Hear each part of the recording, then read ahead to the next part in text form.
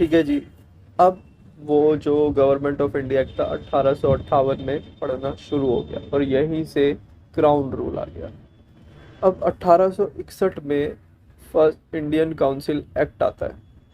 जो इससे पहले एक बात और बता दूं, 1860 में, कब, 1860 में first Indian budget of India आया था, जिसको किसने पढ़ा था? जेम्स विल्सन ने। इनकम टैक्स भी आ गया था, लॉर्ड कैनिंग वाइसरॉय था तब। अब ये जो 1861 का इंडियन काउंसिल एक्ट आया था, इसमें आईपीसी स्टार्ट करा गया, यानी Indian penal code. CrPC start करा, कोड ऑफ क्रिमिनल प्रोसेस। ठीक है जी। आज के टाइम में अगर देखा जाए तो ये जो ऑर्डिनेंस पावर होती है, ये प्रेसिडेंट और गवर्नर के पास होती है। ठीक है। और 1862 में, एक सेकंड पहले वो याद करो कि 1774 में फर्स्ट सुप्रीम कोर्ट सेटअप हुआ था कैलकाटा में, और 1862 में 3 हाई कोर्ट सेटअप करे गए, कैलकाटा, मद्रास और बॉम्बे में। कैलकाटा वाला ओल्डेस्ट था। अब 1884 और 1888 के टाइम पर, इन 4 साल के गैप में, जो यहाँ का वायसरॉय था वो था लॉर्ड डफरिन। उसने देखा यहाँ के लोग बहुत पढ़ने लिखने लग गए हैं, अब समझदार हो गए, तो उसने 1885 में कांग्रेस की स्थापना करी, जिसके फाउंडर कौन था? ए ओ यू। इसका फर्स्ट सेशन कब हुआ? 28 दिसंबर 1885 में। ठीक है, बॉम्बे में हुआ, जिसका प्रेसिडेंट कौन था? डब्ल्यू सी बैनर्जी, और 72 मेंबर थे इसके अंदर। लेकिन 1885 में अब ये बनी थी, लेकिन लोग समझदार हो रहे थे धीरे धीरे कि नहीं, ये अंग्रेज हमें दोबारा से अपने अंडर में ले रहे हैं। तो 1891 में, यानी 1891 में, इसको इंडियन नेशनल कांग्रेस बना दिया गया बाय दादा भाई नायरोजी। ठीक है जी। अब आता है 1892 का इंडियन काउंसिल एक्ट। पहला कब आया था? 1861 में। अब आया जी 1892 में दूसरा इंडियन काउंसिल एक्ट, जो इंडिया में इलेक्शन वर्ड का यूज किया जाने लगा और होने भी लगे। इलेक्शन प्रोसेस अडॉप्ट किया गया। इंडियंस को जो बजट बनाया जाता था, जिसको किसने दिया था सबसे पहले? 1860 में जेम्स विल्सन ने। उसके अंदर डिबेट करने का ऑप्शन मिला, लेकिन वो वोट नहीं कर सकते थे। ठीक है जी। अब आगे कहानी जाती है 1899 से 1905 तक। यहाँ का वाइसरॉय कौन रहा? Lord Curzon. 1905 से 1910 में लॉर्ड मिंटो टू रहा। ठीक है जी। अब 1905 में बंगाल का पार्टीशन कर देते हैं वो हिंदू मुस्लिम के उसके चक्कर में। 1906 में Muslim League in Dhaka by Salim Ullah Khan and Aga Khan बना दी जाती है। मुस्लिम लीग कब? 1906 में। 1907 में एक सूरत सेशन होता है कांग्रेस का, जिसमें कि कांग्रेस भी बट जाती है लिबरल्स में और एक्सट्रीमिस्ट्स में। ठीक है जी। प्रेसिडेंट कौन था उस सेशन का सूरत के?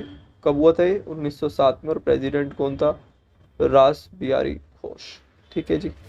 अब 1909 में एक इंडियन काउंसिल एक्ट आता है,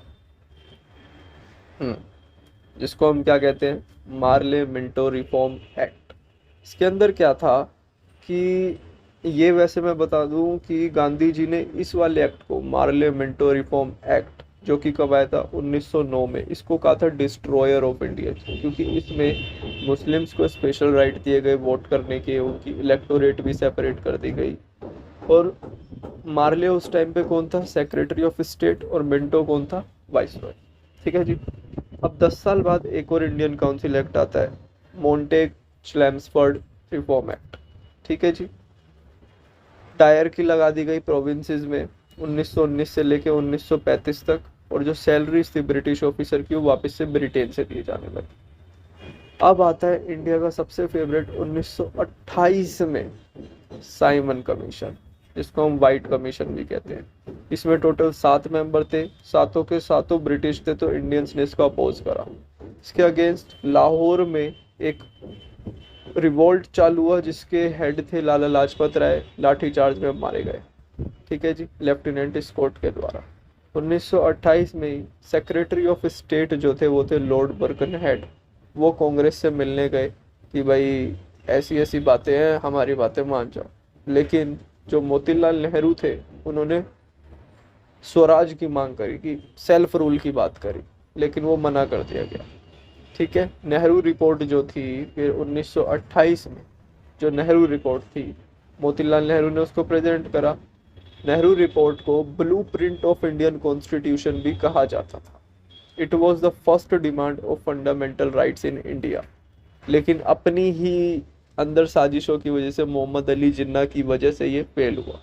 इसके बाद जवाहरलाल नेहरू ने डिटरमाइन करा कि अब हमें पूर्ण स्वराज चाहिए। तो फिर एक बात याद करो पहले, सूरत सेशन कब हुआ था? 1907 में, ठीक है जी। अब कराची सेशन होता है 1931 में। प्रेसिडेंट कौन? सरदार वल्लभ भाई पटेल।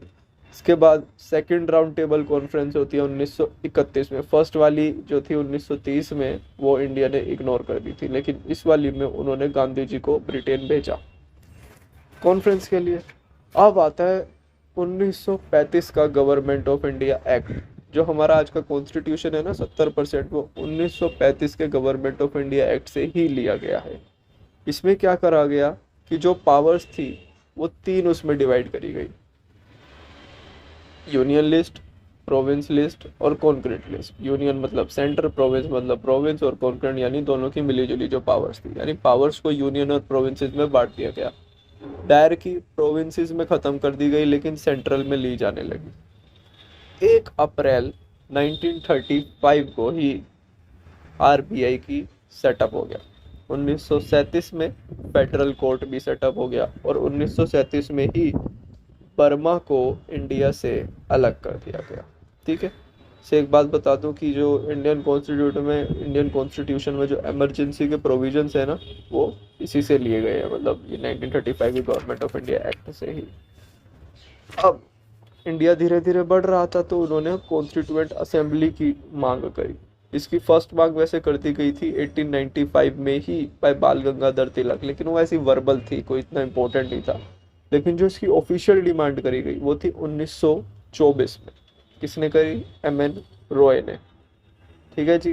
तो 1924 में डिमांड करी गई, लेकिन 1937 में फर्स्ट प्रोविंशियल इलेक्शन हुए 11 प्रोविंसेस में, और कांग्रेस उसमें 8 में जीती। ठीक है। अब क्या हुआ जी, 1937 में इलेक्शन हो गए। 1939 में अब सेकेंड वर्ल्ड वॉर स्टार्ट हो गया। तो अंग्रेजों को सिपाहियों की जरूरत थी, तो उन्होंने इंडिया से मांग करी, और इंडिया ने उनसे मांग करी कि 1940 में कि हमारी कॉन्स्टिट्यूएंट असेंबली की डिमांड को तुम एक्सेप्ट करो। लेकिन उन्होंने एक ऑफर दिया कि acceptance of the demand of the constituent assembly, लेकिन कांग्रेस ने रिजेक्ट कर दिया, क्योंकि कुछ ऐसी चीज़ें थी जो उनको उसमें नहीं पसंद आ रही थी उनके ऑफर में। ठीक है जी। अब 1940 में ये कहानी हुई, कांग्रेस नहीं मानी उनकी बात पे, तो 1940 में ही व्यक्तिगत सत्याग्रह चालू किया, जिसका आइडिया किसका था? गांधी जी का। फर्स्ट पर्सन कौन थे, मतलब जो उसमें उतरे थे? विनोबा भावे। सेकंड पर्सन थे पंडित जवाहरलाल नेहरू। अब अंग्रेजों ने देखा ये तो रुक ही नहीं रहा, 1940 का ऑफर इन्होंने माना नहीं, और अब ये 1940 से व्यक्तिगत सत्याग्रह पे उतर आए हैं। तो 1942 में क्रिप्स मिशन उन्होंने भेजा। क्रिप्स मिशन भेजा, लेकिन गांधी जी और जवाहरलाल नेहरू ने दोनों ने मना कर दिया। गांधी जी ने कहा जो क्रिप्स मिशन है पोस्ट डेटेड चेक है, और जवाहरलाल नेहरू ने कहा ये post dated cheque of a sinking bank है। ठीक है। 1942 की ये कहानी बनी, जो क्रिप्स मिशन रिजेक्ट किया गया। अब 8 अगस्त 1942 से ही क्विट इंडिया मूवमेंट शुरू करा गया, और 1945 24 अक्टूबर 1945 को यूएनओ भी बन गया जी। तो अब जो अंग्रेज थे उन्हें पता लग गया था, उन्हें जाना ही है। तो अब उन्होंने क्या करा कि 1946 में उन्होंने कैबिनेट मिशन प्लान भेजा। किस किस ने मिलके? क्रिप्स ने, अलेक्जेंडर और पेंटिक लॉरेंस ने मिलके। और तब जाके इस कैबिनेट मिशन प्लान के अंडर 1 जुलाई 1946 को फर्स्ट इलेक्शन हुए कॉन्स्टिट्यूएंट असेंबली के। टोटल मेंबर कितने थे? 389 मेंबर्स थे, जिसमें कि 292 ब्रिटिश प्रोविंसेस थे, 93 प्रिंसली स्टेट्स और 4 ब्रिटिश कमिश्नरी। इलेक्शंस हुए टोटल वो 292 और 4 ब्रिटिश कमिश्नरी के प्लस, यानी 296 मेंबर्स पे इलेक्शंस हुए, और 93 जो सीट्स थी वो प्रिंसली स्टेट्स थी, उनमें नॉमिनेशन होगा। 296 में से 208 में इंडियन नेशनल कांग्रेस जीती, 73 में मुस्लिम लीग जीती, और 15 अदर्स थे। ठीक है, तो गवर्नमेंट बन गई क्योंकि उस पर बहुमत आ गई। 1 जुलाई को तुम्हारे इलेक्शन हुए और 2 सितंबर को गवर्नमेंट बन गई। ठीक है, पूरा कैबिनेट तैयार करा गया। प्राइम मिनिस्टर और foreign minister Jawaharlal Nehru, home minister और इंफॉर्मेशन और ब्रॉडकास्टिंग के मिनिस्टर सरदार वल्लभ भाई पटेल, एजुकेशन के मिनिस्टर बनाए गए सी राजा गोपालाचारी, फूड एंड एग्रीकल्चर के बनाए गए डॉक्टर राजेंद्र प्रसाद, लेबर के बनाए गए बाबू जगजीवन राम, डिफेंस के बनाए गए सरदार बलदेव सिंह, हेल्थ के बनाए गए गजनाफर अली खान, फाइनेंस के बनाए गए लियाकत अली खान, लॉ के बनाए गए जोगेंद्र नाथ मंडल, इंडस्ट्री के बनाए गए जॉन मठाई, माइंस एंड पोर्ट्स के बनाए गए एच.सी. भाभा और रेलवे के बनाए गए अरुणा असफ अली। इसके बाद 3 मीटिंग्स हुई कॉन्स्टिट्यूएंट असेंबली की। पहली हुई 9 दिसंबर 1946 को, जिसके हेड थे doctor Sachchidanand Sinha, French model का सबसे जो बड़ा आदमी है वो टेम्परेरी चेयरमैन बना दिया गया। दूसरी मीटिंग हुई 11 दिसंबर, इसमें चेयरमैन थे सर राजेंद्र प्रसाद और वाइस चेयरमैन थे एच.सी. मुखर्जी और जो लीगल एडवाइजर थे वो थे बी.एन. राव। थर्ड मीटिंग में जवाहरलाल नेहरू ने ऑब्जेक्टिव रेजोल्यूशंस रखे थे, जो कि आज का प्रीएम्बल कह लो हमारा उसी से ही बना, यानी सोल ऑफ कॉन्स्टिट्यूशन एंड की ऑफ कॉन्स्टिट्यूशन। ठीक है जी, ये जो ऑब्जेक्टिव रेजोल्यूशन था ये कब एक्सेप्ट कर लिया गया? 22 जनवरी 1947 यानी 1947 में। अब देखो जी, 20 फरवरी 1947 को declaration of Indian independence by PM of Britain, यानी पीएम ने कह दिया कि हम इंडिया को इंडिपेंडेंस कर देंगे अगले साल 30 जून से पहले, यानी कि 30 जून 1948 से पहले हम कर ही देंगे कैसे भी। और किसने कहा था ये? ब्रिटिश के पीएम क्लीमेंट एटले ने। अब वापस आ जाओ, मार्च 1947 में जो हमारा लास्ट वाइसरॉय रहा वो था लॉर्ड माउंटबेटन। इसने चली चाल। इसने क्या चाल चली? इसने कहा कब 3 जून 1947 को लॉर्ड माउंटबेटन ने कहा कि हम कैबिनेट मिशन प्लान को स्क्रैप कर रहे हैं, जिसके अंदर वो गवर्नमेंट बनी थी, तुम्हें याद होना चाहिए। ठीक है, और उन्होंने कहा कि हम इंडियन इंडिपेंडेंस एक्ट 1947 को तब पास करेंगे जब इंडिया का पार्टीशन हो जाएगा 2 dominion nation, India and Pakistan. यहाँ के लोग मान गए। उन्होंने 14 अगस्त 1947 को पाकिस्तान आज़ाद हो गया। अब आता है डिक्की बर्ड प्लान। उसने क्या करा कि जो यहाँ की वो जो कैबिनेट मिशन प्लान के अंदर गवर्नमेंट बनी हुई थी, कितने मेंबर थे? 389, उसमें से 90 मेंबर्स दे दिए पाकिस्तान को। ठीक है, तो इंडिया के पास कितने बचे? 299 मेंबर्स बचे और 70 हो गई प्रिंसिपल स्टेट्स। ठीक है जी। अब फिर ये सब हुआ। उसके बाद 4 जुलाई, 3 जून को लॉर्ड माउंटबेटन का प्लान आया, फिर डक्की बर्ड का भी आ गया, और 4 जुलाई को यानी कि 1 महीने 1 दिन बाद bill of Indian independence act British parliament में रखा गया। और वो पास कब हुआ? 14 दिन बाद 18 जुलाई 1947 को, और 15 अगस्त 1947 को देश आज़ाद हो गया।